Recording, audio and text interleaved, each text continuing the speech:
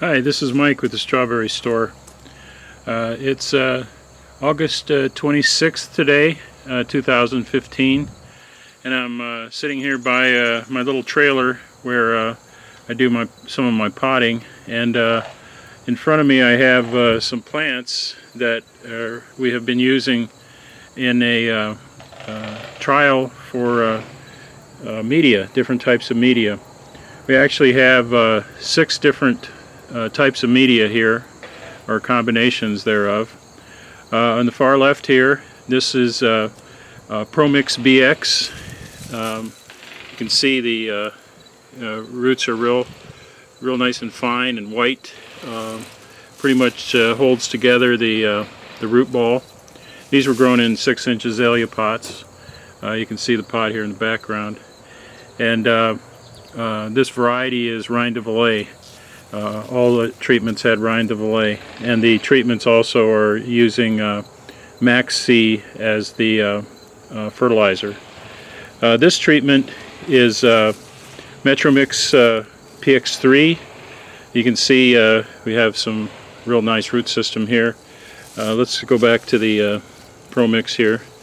It's pretty similar. The roots are coming out the bottom, bottom of the container.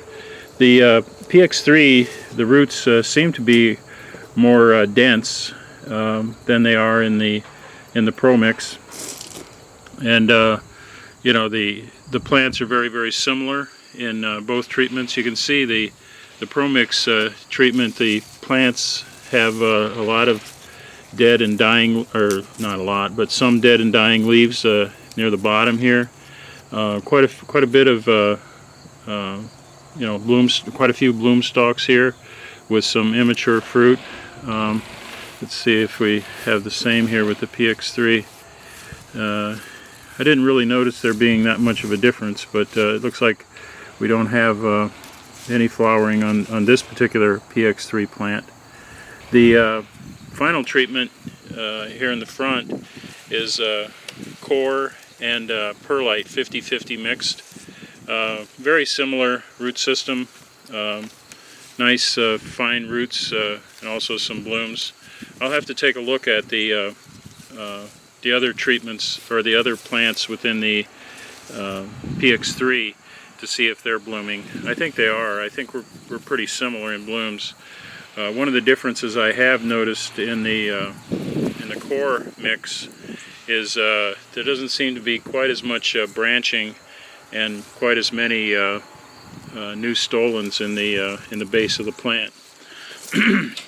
So they're very similar in terms of plant growth and roots. The only way to really know on the roots whether there's a difference would be to wash all the soil off and get some sort of estimation, either by weight or visually, of what the comparisons are on the roots. From the very beginning, the PX3 has actually shown faster growth. The plants, this particular plant doesn't seem to be quite as big. Of course, you're kind of on a slope here too. The other 3 treatments I wanted to show you, let me back these up here a little bit. This is, you can see these plants were planted exactly the same time. This is Hardwood Bark, and that's all that's in it. Nothing, no additives. Same fertilizer, Max C.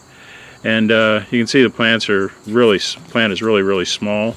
The same with the pine bark. Plants are small, but we're getting a little bit of bloom, a little bit of production here for fruit, but I don't know what it's going to amount to.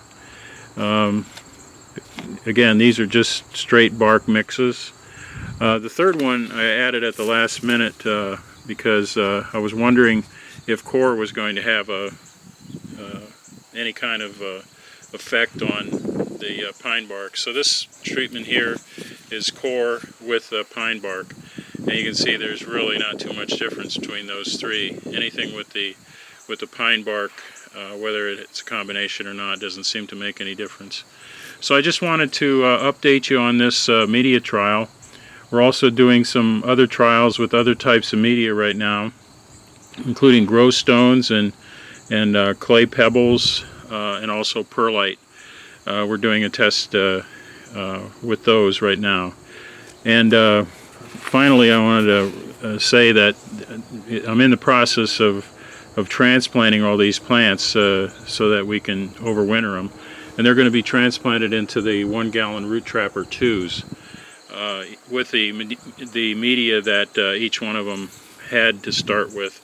So the PX3 will of course have PX3 in the RootTrappers. Same with the ProMix and with the Coir and Perlite mix. They'll all have the appropriate media in the RootTrapper IIIs. We have 6 plants in each treatment, and we plan to follow these into the spring, taking some fruit for production numbers to see if there's any real differences in the overall production. We'll also take a look at maybe some other factors, some other types of characteristics, and see if there's anything that's going to separate these out. I think all 3 mixes have potential. I really am impressed with the PX3, with how quickly they started out, and there were a lot of size differences in the beginning. I think that may have been slowed down. The differences have slowed down because of the fact that the pot size is limited, and the roots have pretty much filled the pot, and they're being fertilized at least 3 times a week with a Maxi, as I said. So anyhow, this is Mike with the Strawberry Store signing off. We'll talk to you later. Bye-bye.